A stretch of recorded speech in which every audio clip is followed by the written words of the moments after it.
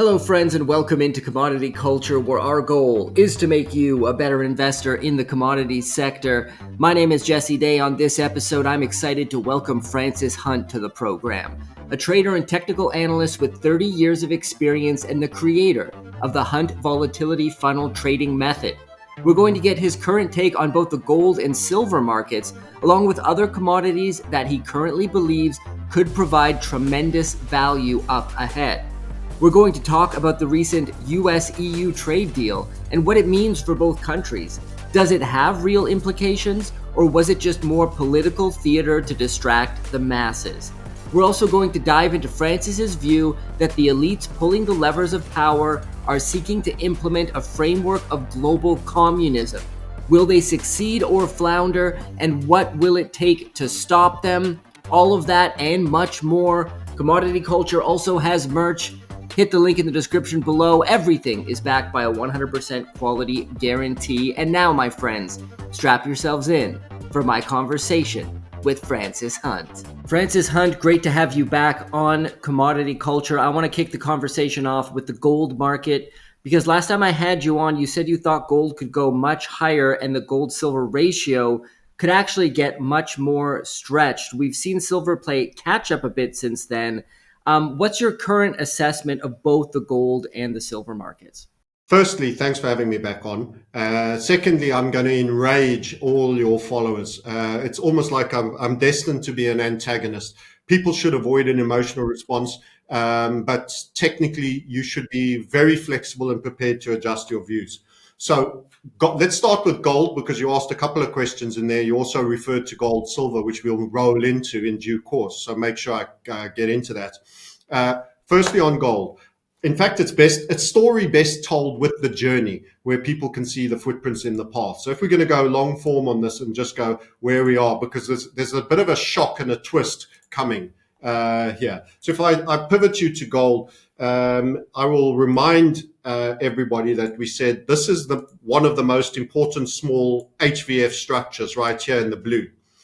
And many people were sleeping on this particular breakout. They had suffered the indignity of a high at 2021, and they'd seen nothing but downside. The promise of the golden elixir, every time we just ran the 2K, downside. Just ran the 2K, downside. And we said once, twice, three times, fourth time a lady, like the Lionel Richie song. You may remember that. It's kind of a catchy phrase thing we use. And it goes with technical analysis. And we said this is going to turn into a winding up structure. This low leg was at $2,011. That was just after you were sitting on top of the 2,000 support. By the way, you can see the dark blue over here. Maybe I should get my traditionally popular transgender pink out instead. It pops a bit more. And I know you're all rooting for me to do that in Marxism times. Anyway, so when we had this set up, we said, listen, you're probably going to do a 293,000 run from here. Not only will you get the upside of this particular target, which I think was around here, you're going to stay largely going up right the way through, because this is all part of, and then we drew this larger. So we have patterns within patterns. This is how you build wealth, by the way. You multiply your way in there. You use a small pattern to break into a bigger one. And the leg, the flag-like leg, this is a broadening structure. It's not a channel, but the flag-like leg was giving us the 293,000 vibes. You can see those are the two zones there, 2,900 and 3,000 targets. And we said, that's going to be a good run. And then at some point, we need to take the temperature to see what's happening from there. And that was a very accurate and good call. We aren't always accurate. We aren't always going to be golden. We're talking about the future. Please remember, on balance of probabilities, we're scenario casting what might happen in the future. That was a great run that we had. There was long, strong periods. There was very short gestation periods, long, strong periods. Again, another squeeze, which we utilized. And here, I want to get into the key bit, because we're in uncharted territory. And there we were, we ran the 3,000. So that was our target. And we say, typically you get a bit of progress decay.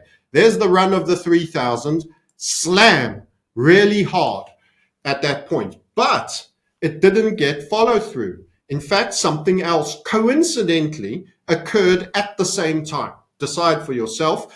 We had peak tariff tantrum. This was when Trump was going to tariff the world. He was fighting with Europe. He was fighting with China. He was fighting with everybody.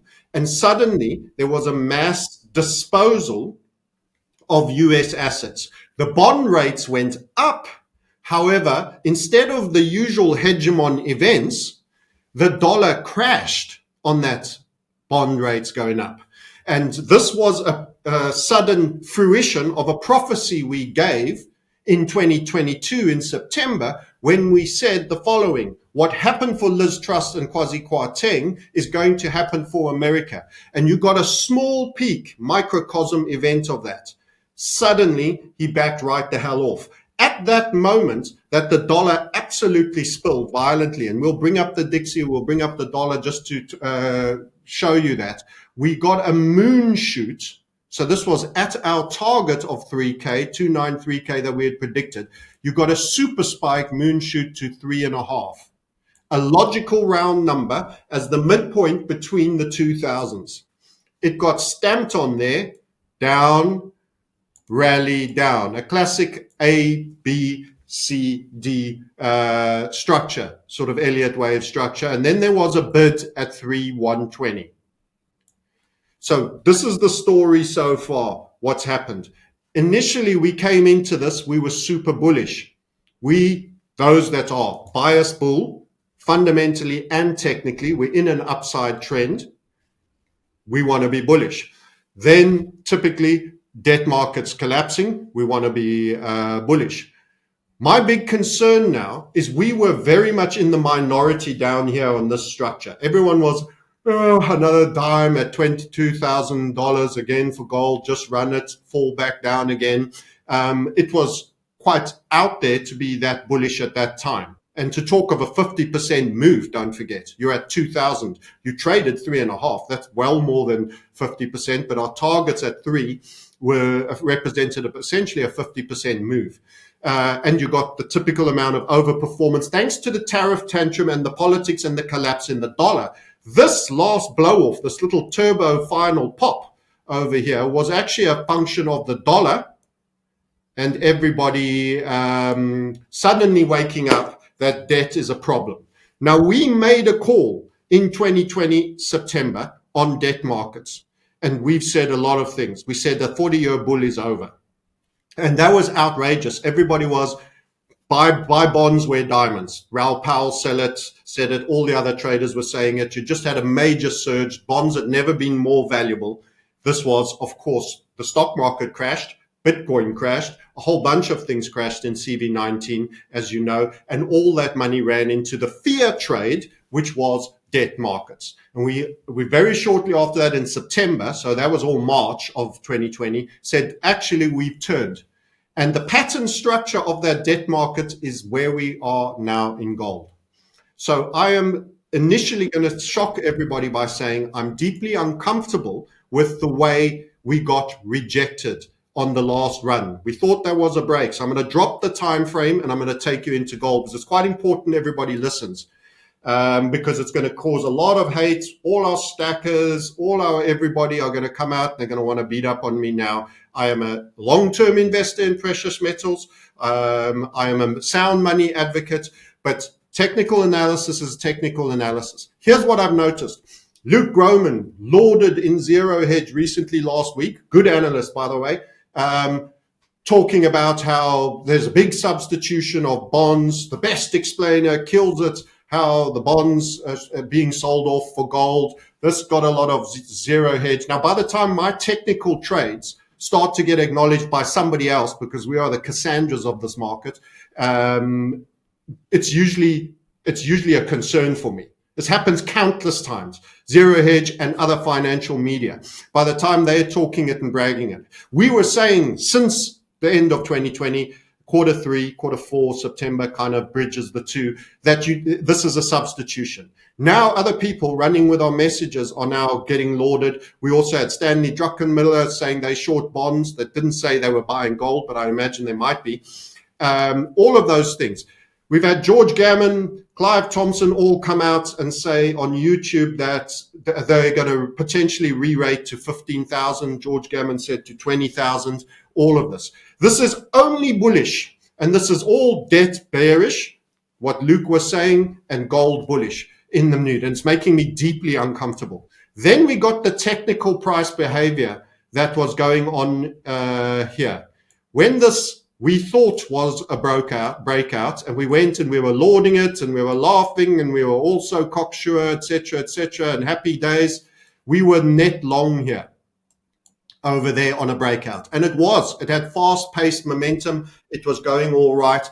The subsequent, here's what happens when you're a technical analyst. When any time something out of the blue happens that is disproportionately unexpected and high momentum, stop and think again. And this rejection, there was something wrong with this. I've got to say, there was something deeply wrong with this. We look at the rejection from the 3.5, that's the rate of decline. We look at our secondary rejection. If this was walking out and squeezing into volatility. The other thing happened on Twitter, everyone's drawing symmetrical triangles and has been following me for a while and is now going gold 4,000.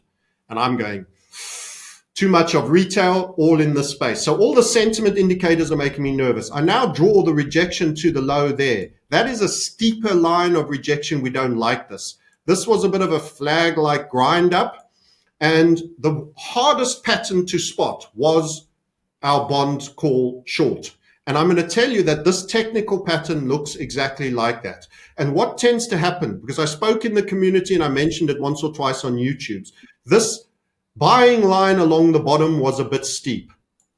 Typically, we like to see more symmetry. It's kind of flat along the top, but a bit steep along the bottom.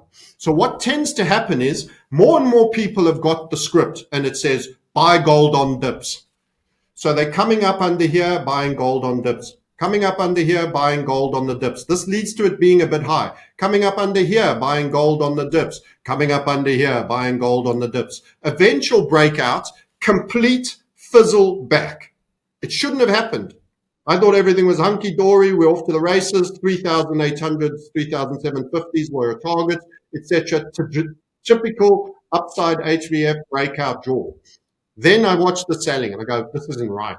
It is hard, it is strong, and it's violent. Then I think of my reset. We're going into Q3, Q4. It's August coming, September, October. We've got a CBDC launch. We've got everyone bullish and talking about revaluation upside. By the way, small sidebar. Somebody who spoke of that revaluations to 15,000 said it wouldn't be inflationary. It absolutely would, because if gold's going to go to 15,000, silver would move in the private markets, even if it is not by decree remarketed, up to its ratio. You would get a similar move in platinum. Semi-precious metals like copper would have to move. And actually, rather than being a gold-based reset of price, it is an acknowledgement of a dollar-based debasement. That's what would happen. And you would actually start to see softs going up and you would get inflation. It's not a free 3.9 trillion to get. So I disagree with that particular person. So we've got too many people all expecting by decrees we're suddenly going to get a moonshoot. This started excessively to worry me. When I combine it with this price behavior, I'm going to show you our call that we made in the bonds and why I call them similar. Also, when you look at a big time frame on technical analysis, you start to see that actually you were a little bit higher in the middle. So I've just gone up a time frame. I'm just going to take some of the draws off. It's a bit messy. You can see this was quite a big shooting star, but at the candle levels, you were higher here, but you didn't go higher generally. This is more rounding out. So this was a bit of a superfluous, unique event on a spike that didn't hold. There was a baby's breath at 3,500. Forget trying to have sold at that point. You were very unlikely. It's probably negligible volume. And now you've had this. This is a big shooting star. To have gone that far and to have rejected that hard with a red candle body now, but it's a kind of that's a big shooting star. Now, if I show you that and I go and I pull up another chart, and this was the TLT. We were actually looking at long-term debt on TLT. And I want to, let's just take that chart. That was a Tron chart, and get that bond market up to show you why I think we are technically here. This was that bond call. You can see it's very overly annotated. This turned into a sell-off, a violent sell-off for a sustained period. I'm going to drop it maybe to the weekly and just pull it through, and I want to show you the similarities. You see the blow-off top? That was when everybody was buying bonds. You can't go wrong buying bonds. Massive slam down, quite a bit of volatility in that final blow-off.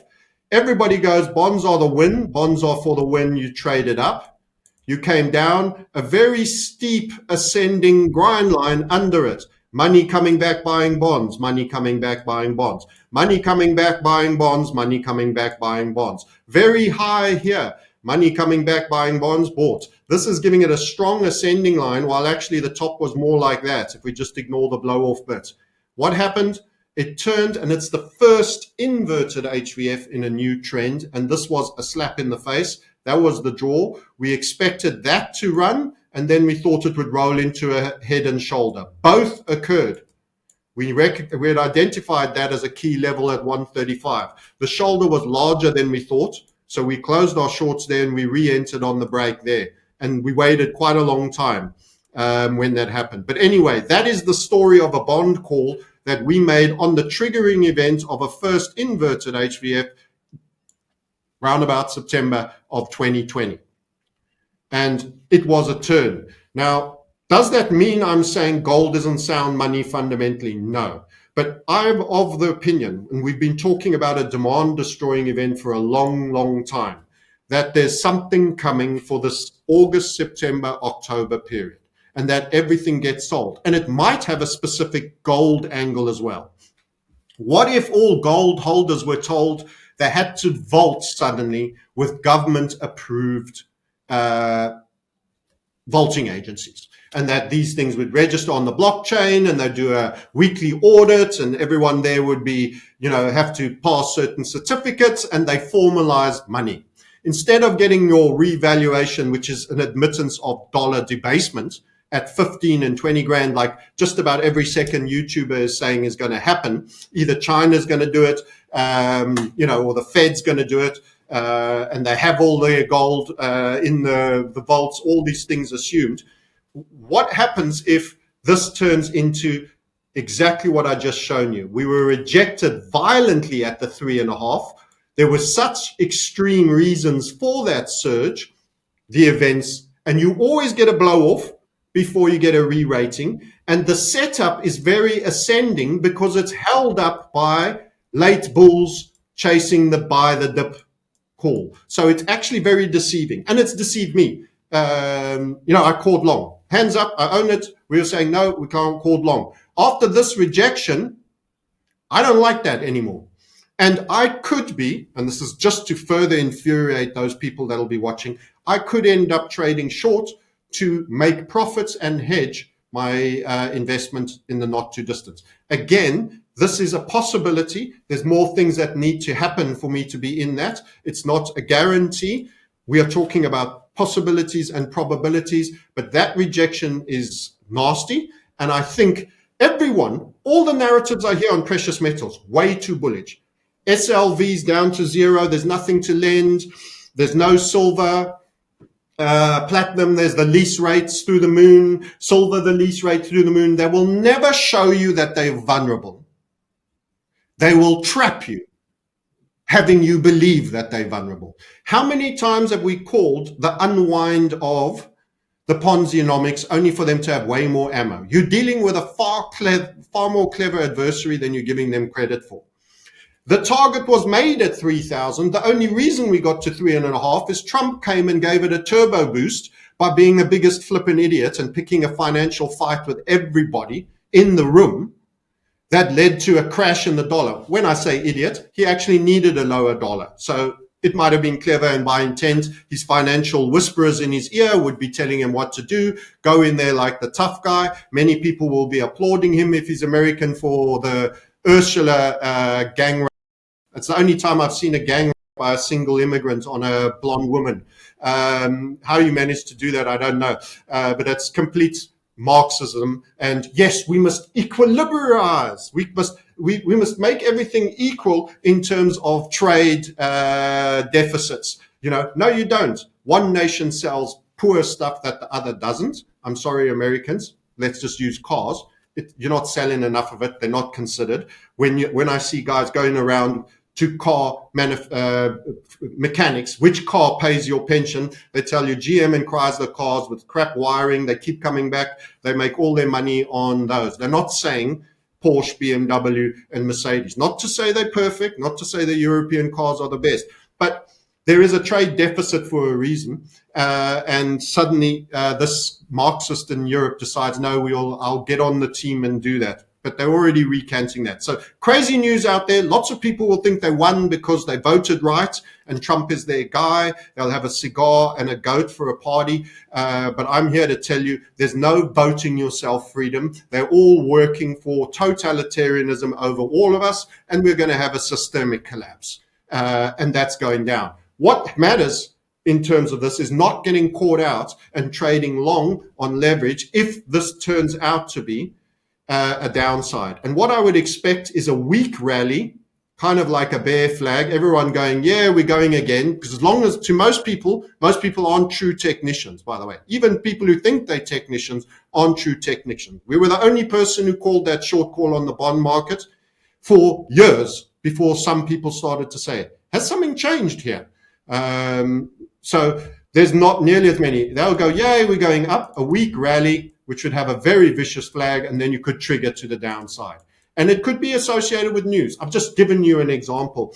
It could be everything being sold. It might not be gold specific. It could be a real crash. The aliens are coming. We're going to fight the green men and all work together and put all our military. Who knows? Have your fun over beers. That's not my speciality. And now a quick break to hear from our sponsor, ARC Silver Gold Osmium owner Ian Everard is considered one of the most honest and level-headed gold and silver dealers in the United States, praised even by his competitors. So give him a call today to take advantage of the specials right now. Silver Kangaroos 2023 1-ounce coins, mint fresh, only $2.47 over spot. Mint fresh silver maple leafs 2025 coins, 1 ounce, $2.87 over spot. While supplies last. Reach out today at 307-264-9441 or by email at ian@arcsgo.com, and make sure to tell him that Commodity Culture sent you. And now, back to the interview. So everything you've outlined thus far, how does that affect the silver market potentially and other commodities, copper, uranium, oil, and gas? How are you viewing the commodities complex as a whole? Would you be staying away from all of it? Is there certain areas that you see that won't be as affected by these events? What are your thoughts there? So overall, I've already got very risk off. And that includes crypto, which you didn't mention, but you may have some crypto fans. So I've got no leverage. Trust me, I don't. My viewers hate crypto with a passion. Okay, that's fine. But they're the most highly volatile of risk-ons. So I talk the whole bandwidth for everybody. But overall, this would be bad. And I want to show you another chart as to why gold could slow again. We were also made a case, and we were the first, and I think the only ones. No one else really has been big on that and repeated it. But we did a gold versus oil trade.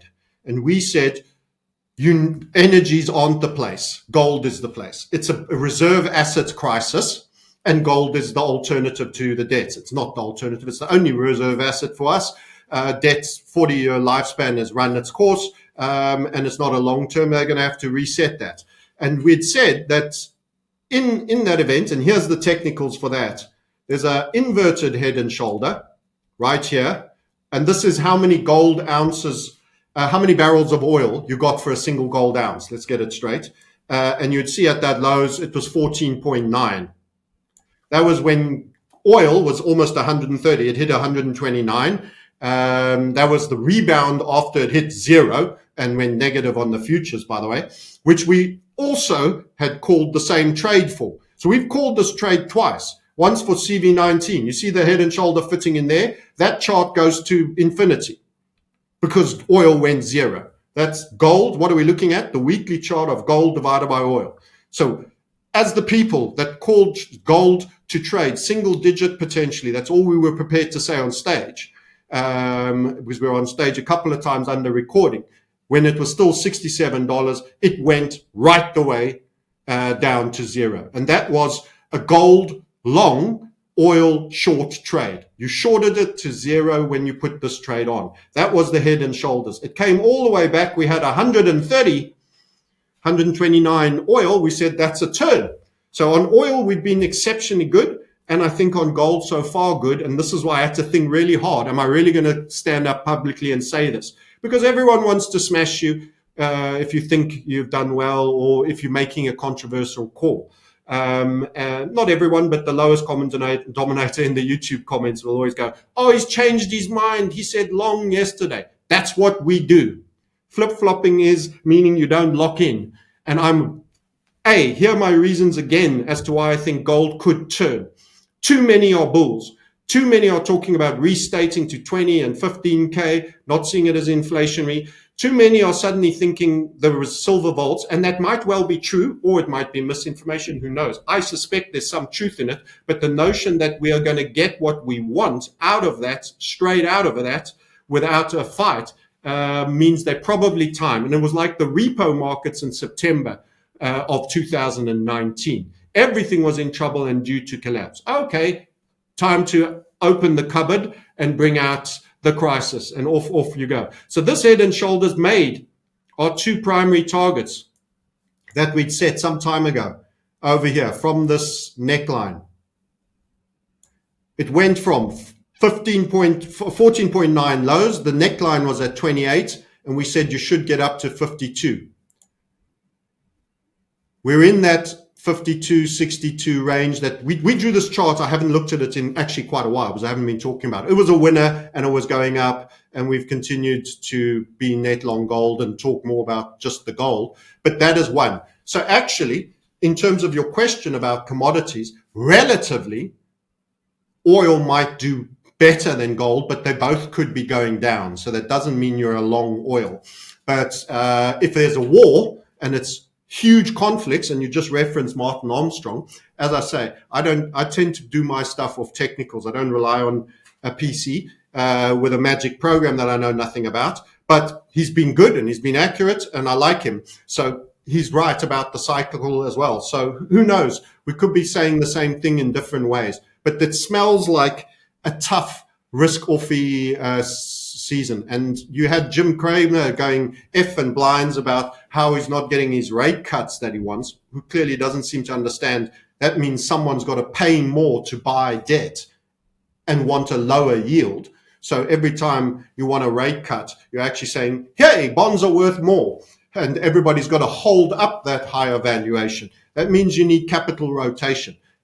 I think the event comes where maybe we'll get a little bit of that, and they might be able to work in a cut or two for a short period. But remember, the 40-year bull market ended on that TLT draw. So not all the money this time will be going in there, and you might see some of it also leak gold a little bit, but it will sell off, but not as much as usual. And also maybe some could go into the CBDC worlds that they have planning for us. So yeah, gold silver ratio was your other question. Yeah, and just would you be staying away from silver as well in this environment? Obviously, you're talking about being risk off. I imagine that means that you're not very bullish on silver here either. So the bad news on that front is you made mention of the fact that we warned. And I want to also rephrase a little how you said it. We didn't say you absolutely have to, and it's our primary forecast that you're going to make a higher high than this high. We say, and it's kind of like if I'm ever on stage, you've got to be careful the phraseology you use. We warned that this flag like that would have a break to the upside, and everyone was expecting gold silver ratio downside. Many people would have thought, here, that's it, it's the beginning of the downside. Over here, that's it, the beginning of the downside. What we said is people are overpricing or are not pricing at all or underpricing the possibility that the gold silver ratio could have a spike. And we gave a value of 170 that came technically when we spoke both publicly on our YouTube and others. That doesn't mean it has to happen, but the possibility, we sit here with a probabilities and possibilities curve, and everybody is like, this is just the beginning of the journey down, and all you're going to do is go down, down, down. And everybody is very binary when they face markets. And what you can actually see is that if you continually have crises, you've gone higher after these. And it wasn't the end. You've only really spoiled the geometry of a possible upward spike once you've run this low here. We want to see that low. We've spoken of the 78, 75 range, and we've also spoken of the 65 range. That's when you're in open territory and history. We need to see the gold silver ratio run these levels to be saying this is the one where we possibly go 30, 15, and just to show that we're not bearish and hate on silver. I'm a massive investor in silver.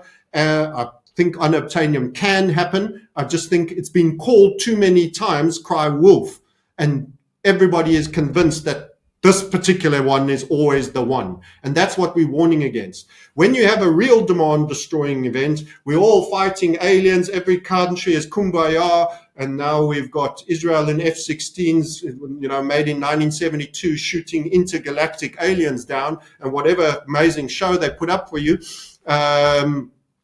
Who knows? Everyone will sell. If everyone thinks the world's going to end, they'll sell their metals to go have a final party or whatever the case may be. Who knows what crisis can be created? We've had the World Health Organization pass. Most countries are already all signed up. Yes, great job you did in CV19. Please lock us in so that you can have more power for the next one you do. That's where you're at in this world, by the way. So more powers. I mean, arrest people in their homes for non-compliance, for example. That worked so well. The end goal is we're in a debt-based collapse and Marxism across the world, a totalitarian Marxism. Those are my determined absolute statements that I say that many people have struggled to accept. So who knows? But if everybody then gets into that situation, silver will probably sell off more if we have a demand-destroying event than gold. And this can spike. So to put that to bed, I need to see the run of the 65, ideally, and you start to think it's possible when we run that 78. That's our structure there. This is a breakout that's made the first interim target and has had a pullback. It can continue and go higher after that, and that can be on a gold down, silver more down situation. It doesn't mean it has to happen. I'm just saying the current stackers and the YouTube people and the influencers and the mood and the vaults are empty. Everything is like it's impossible, and the only way is there's an imminent melt up. And I get very nervous when everybody is in that camp. It was completely opposite at 2000 when we got to 2000 again and we were looking at that HVF. It was very dopey. Precious metals guys were very fatigued, etc., etc. Now they're hyped and they're excited and they're 1 week away from millionairedom or macro, and that concerns me going into this time period. So I don't know how you feel, if there's anything you want to break down on, but that could lead to another spike. Remember, I've given countless examples, including that, and then it didn't. We all thought every time these were the beginning of the runs. And that's when we flipped. When that one didn't follow through and you had that channel, I said, that's a bull flag. That's another technical pattern that we have. This is a return move. It can go again and go higher. So the possibility exists still. And if we have a bad August, September, October with some drama events, you can get a higher gold silver ratio. And if that were to happen, we even have some targets with a setup for it. Great information. I think that's a very thorough summary of your current thoughts on the gold and silver markets. I want to turn to some geopolitical events. I want to touch on this global Marxism, global communism that you see coming. I want to start with the US-EU trade deal. This whole thing just feels like fake political theater to me, because Ursula von der Leyen sits down with Trump, to discuss a so-called trade deal and supposedly 15% tariffs on the EU.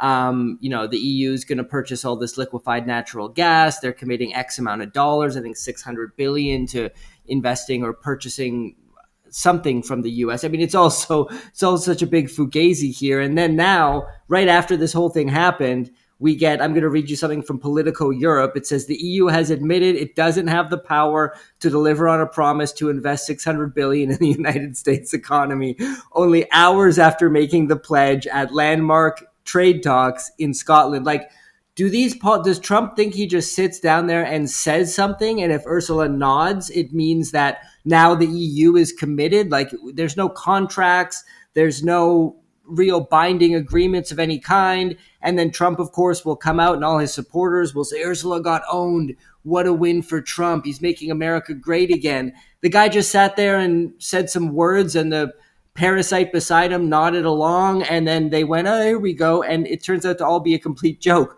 What is going on here in your view? So that is kabuki theater at the extreme. So Trump took hits for the clear fact that the Epstein list isn't coming out. So they have to reframe him as hero, because people have the attention span of a gnat. Let's be clear, all those people are blackmailed by an Israeli Mossad group. If you don't understand and go to the highest level and are part of, tied in, bound in through potential destruction to themselves, their name, their life, their wealth, and everything if they don't play along. So they are paid actors that are controlled with ultimate force and threat above them, so that they do exactly what they're supposed to do. And the exposure of that and the degree to which the penetration of the parasite in America runs is a deep, we don't really want too much of that getting out. We're losing the narrative. So they have to heroize him again. So you get the guys that like a cigar and a goat and talk about how, what a coincidence, he was from God chosen because the bullet just skimmed his ear. It was a freak shot. He's clearly here to save us. The same people that say that are going to now move across and say, you see what he's doing for us. He's playing 5D chess. He's winning us the money because the Europeans never did their fair share of spending in NATO. And now look at this. And now we're getting our money. He's our guy. Woo, woo, woo. USA, chimp out as much as you like. This absolute kabuki theater, you are already in a Marxist totalitarian doctrine. The people that control the European Union control America too. And this was just a theater of look how much the left hand is beating up on the right, and win back to try and get some cred back for people that were supposed to be an outsider that just chanced because he's got such a persuasive personality and practiced negotiating and the art of the deal and did apprentice show and was real hardcore and took no crap. This is character creation. This is Hollywood. This is absolute spurious bump to misdirect you away from the real facts. We live in a slowly descending Marxist world of absolute control and puppetry. This is puppetry, narrative spinning. It is absolute falsehoods. And this guy acting tough. And did you give him, even the person who questions, and what concessions did Europe get? None. No. Ooh, well done, tough guy. He's in there fighting for her. Whoa, look at that. And she just sits there like a little lamb that's had her ass spanked. Come on. If Europe was a free, independent nation and capitalistic and wanted its own gains, let me tell you who would have been sent in to negotiate. They would have had a lot tougher guy, far smarter and far more details, and you're unlikely to see him on deals. They wouldn't be sending Agent Orange Pal, the other fraudulent female, in who just nods and looks like she's scared, absolutely witless to even say a muttered word. That I did negotiating for just a corporate company, a not particularly large one. And we took all the females off the account management. They were great for looking after the accounts. They were poor for, and I'm going to get into trouble for being genderism. Not all will be, but typically. And I just went and I negotiated contracts to get better money for our company. And we dealt with big banks that had procurement teams. You don't leave a little lamb to do a negotiation. And they've cultivated this no BS fighting for America MAGA narrative that all, as I say, the goat friends will be all super excited about. But I'm here to tell you, no matter how long you think your cigar is, there's nothing of real value in anything that you were shown there. And there's no clear commitment to anything. And what they did do is they used the narrative to manipulate the market. And part of that story was a spike in dollar, which has been a one-way bet short almost for a while. And when everyone is starting to think it's all a one-way short, in the same way that gold is a one-way long, we actually got gold spanked on the roughly the same percentage that the dollar went up, but quite viciously. And that's how I do it. So the markets themselves are news media often manipulated. It's a captured show on all sides of the Atlantic. And you only have to look at the UK and Europe to see what absolute Marxism, that there's no business mentality that buys more expensive gas in a world where we're all supposed to be green, shipped from Houston when you had a pipe right from the neighboring land that didn't even have to cross an ocean in a short while to buy it on the basis of Russia's enemy. Even if you didn't like them, you would buy cheaper and bite your bottom lip about it and then criticize in open forums. That's how business would work, you know. If I liked you less than someone else, but your bread was tastier and cheaper and healthier, I'd buy the bread from you and talk bad behind your back to you, you know, or publicly say it, but say, don't worry about it. I'm letting off some hot air rather than, this is absolute. There's no integrity in anything you see that is being shown to you nowadays. The world is already so far gone on capture that there's no real truth. And it's all Marxism. You know, it's all Marxism. It's theater, it's orchestrated, it's managed, and there's many an ear whisperer behind that is watching a handler on both sides, that they keep out of shot for the publicity shots, but that are giving them prep documents, little pre-chat chats on what to say and what not to mention, and where you can have a stab at someone and where you can't. This is rehearsed. This is theater. And Lutnick is the little ear whisperer for him in the same way that way back Clinton was Rubin, and they've all had their little handlers. Tony Blair had Lord Levy. They all have this, and they are marching you towards, in this period that you're thinking Trump's winning you concessions for America, hoo-ha, go Trump. You signed the Genius Bill. You've given Palantir way more power. You've got data harvesting. You've got perpetual surveillance getting ever more entrenched. Even all the senators are now in Palantir stock, including the one blonde female that surname ends Green, that was talking about a certain group of people doing space lasers on California and Hawaii. Now suddenly she shuts her mouth and she's got Palantir stock. They're all on couple $100,000 a year salaries, but they're all multi-millionaires, decky-millionaires from insider trading. You're being stolen from. It's a big gang of thieves of insider information, Trump coin, and somebody committing to buy it, the dude from Tron and this guy. This is corruption. This is complete. They're laughing at you, how bent they are. So everything you see is contrived and deceitful and meant to be distraction, and everybody's going to go hoo-ha and hammer their chest, and they're the fools. That's the 85 IQ to 100 group of people, you know, and 100 is rich. I'm calling it rich for them. They're going to be absolutely consuming all of this and cackles and giggles, and everyone will say, well, I enjoy watching her being humble. Hey, I'll say it too every now and then, because it's one person looking stupid at the hands of another, and you don't like either. Sometimes it's okay to see someone get a step down. I get it. But let's be honest. This is just, they're actors. They're all actors. There's no real power there. The permanent state doesn't want to be seen. They put forward actors and frontmen. That's it. And he went on a TV show to get used to being perpetually on TV. That's how you train them. You make them actors and train them. Isn't it funny that Zelensky was also an actor? And he ended up as president of Ukraine. Trump was the host of a reality TV show. He ended up president of the United States. So pretty insane if you actually connect the dots there. Now, I want to touch on a tweet you made going a little bit further into this, because I'd like to get to what you think the ultimate end game is. There was you retweeted a post on X about the American government, because they were seriously suggesting a false flag operation in 1962 to bomb their own civilians in Florida and then blame it on Cuba as pretense for an invasion. You wrote, they plan to bomb their own citizens. You are utterly expendable to them.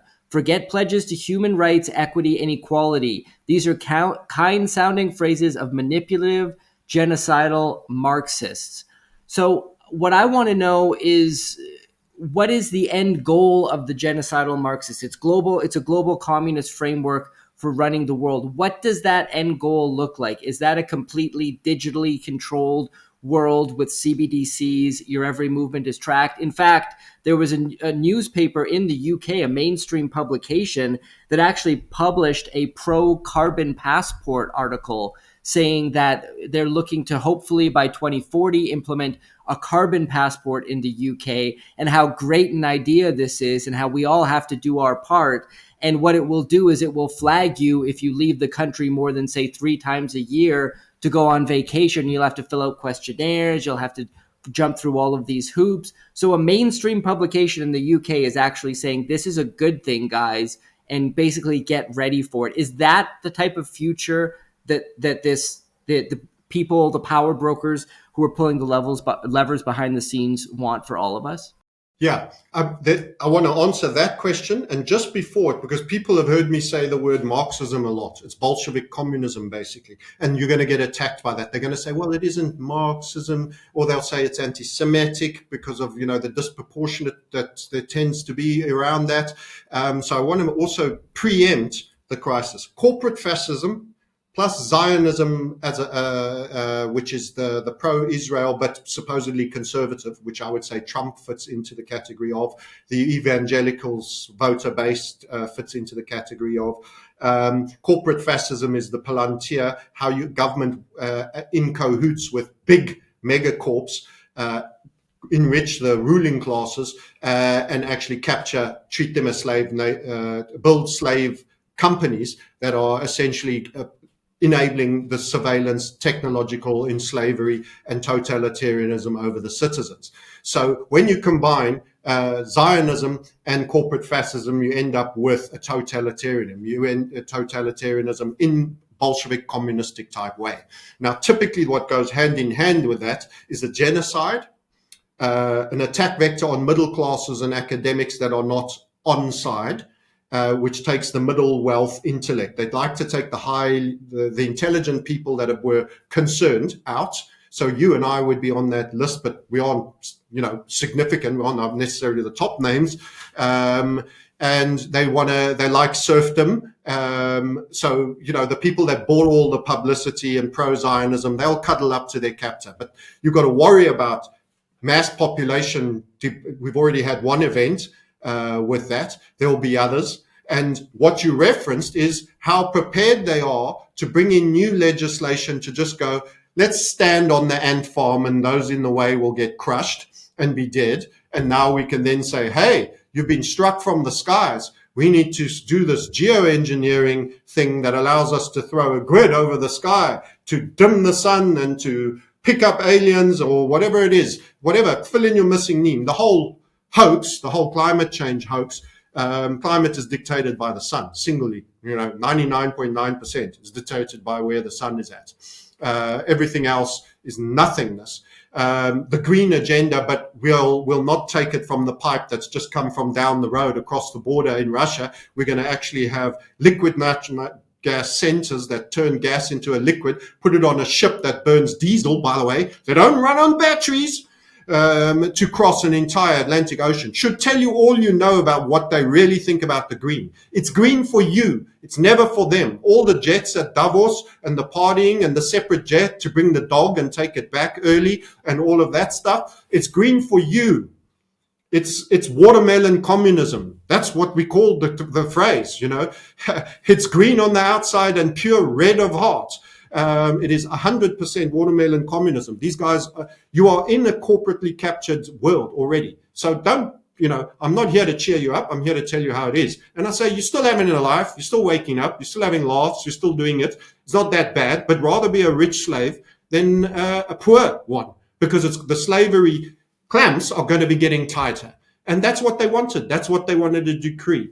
They are a supremacist of notion. So it is, first of all, a Marxism because all of those things are theses and antitheses, and the final synthesis is Bolshevik communism, Marxism, total ruling class of absolute power, managed and constrained of thought and mind serfs.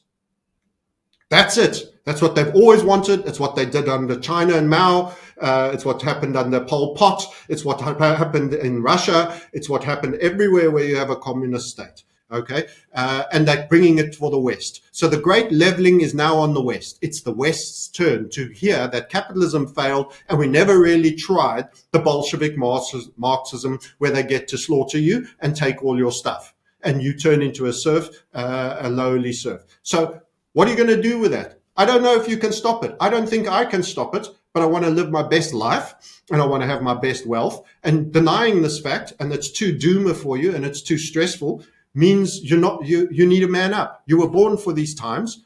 You will have a great existence. You can have a chance to actually push back and actually do something positive against this and slow it down, and be of comfort and consolement to others, and prepare and form communities. But don't expect them to leave you to do that unimpeded. State will get involved in absolutely everything. And that's why I say gold owners, they have a plan for us. They're way too sophisticated and smart to just think you can put gold in. I really upset a whole bunch of people when I said, you haven't done your bit just by stacking gold. They know people are going to do that. And silver. They know you're going to do that. You're going to be made illegal.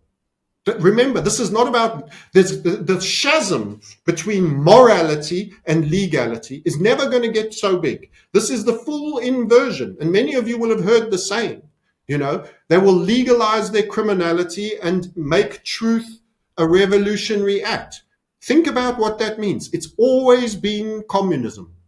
It's always been communism. Gulag, getting your mates to rat you out. That's why Russians have the personality they have. It is a generational, multi-generational, post-stress traumatic response to not smiling, meaning you've done something or you've got something that someone else have.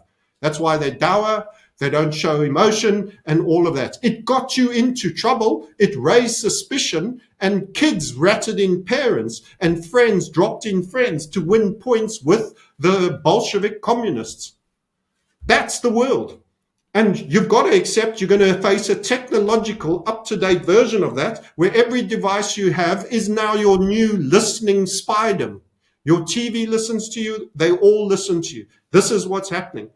Build some wealth, switch off the grid as much as possible, homestead up and get good quality people around you, and cull anyone who is a turncoat, and expect the perpetual parasite and spy network to always seek to penetrate you.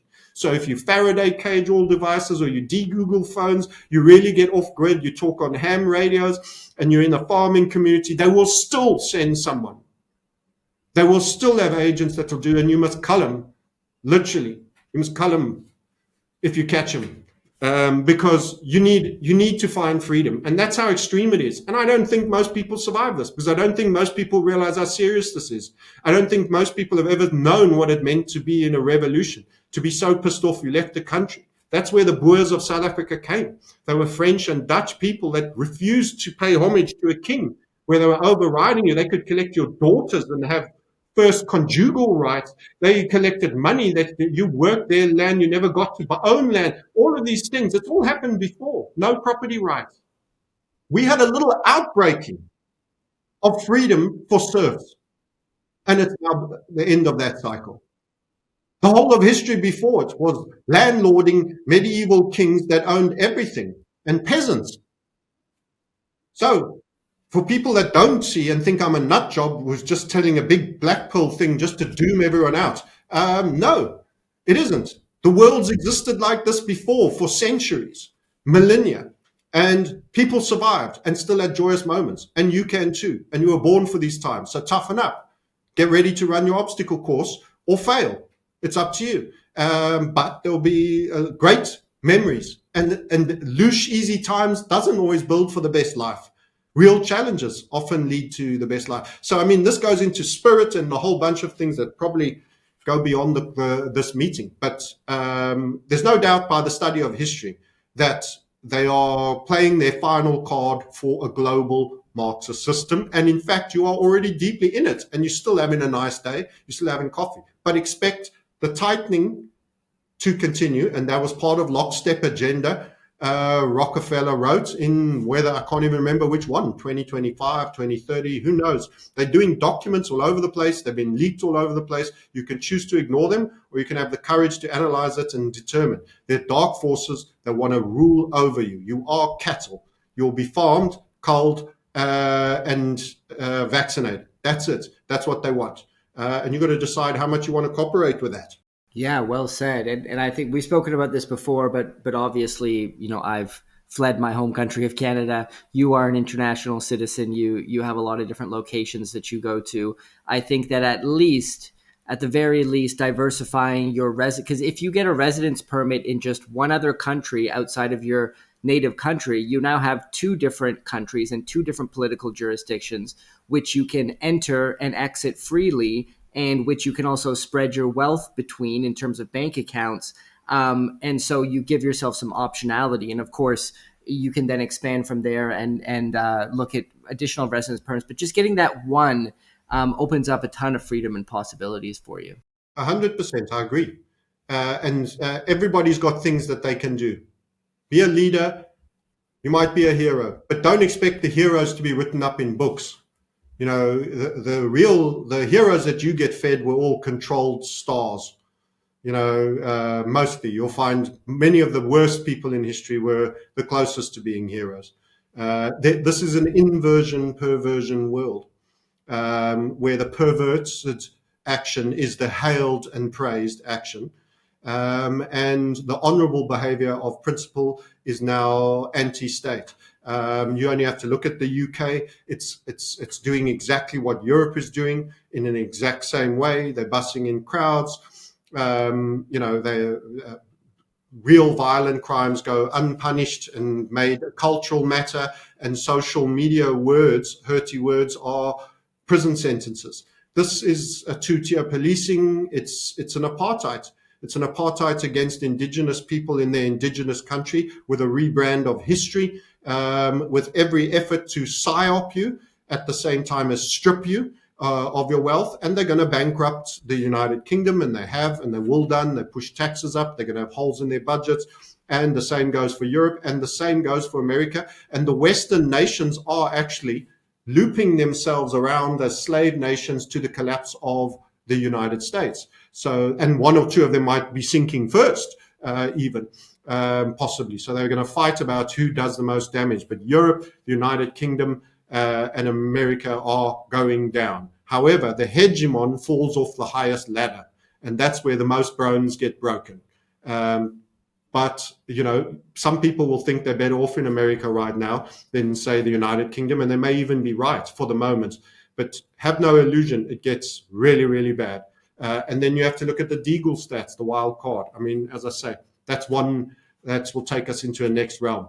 Well, Francis, this has been a fantastic conversation. Tell us about the market sniper, the crypto sniper, and anywhere else you want to direct people online. 100%. Market sniper is about looking technically at the macros and building wealth in reset times. And at the same time, providing a community where you aren't gaslit. Other people are similarly awake by you. They're like-minded, online initially. Of course, you can then subsequently meet. And at the same time as building wealth, it's also saving wealth, which means you need to have build out your paperwork, because actually everything works. Foundations, trust, laws. These people that we are talking about will be protecting themselves using these tools. It's not what they do. It's not what they say. It's what they do that you should be watching. And we utilize that to help build ourselves some security from draconian overreach of an inserted injectable Marxism that is taking place across all Western nations right now. And you either see it or you don't, and you act on it or you don't. For those that are thinking he may be right, it's a possibility. You can start acting on it, and you can join us on the Market Sniper YouTube channel firstly, and then there's links there to book a call in all our show notes. And also, if the rare crypto guys in there, you can. But we're about the core sound money principles and what's going down. Thanks for having me on. Yeah, I'll put links to all of that in the description below. And as always, Francis, enlightening conversation. Looking forward to doing it again. Thanks, Jesse. Yes, I appreciate it. It was a great chat.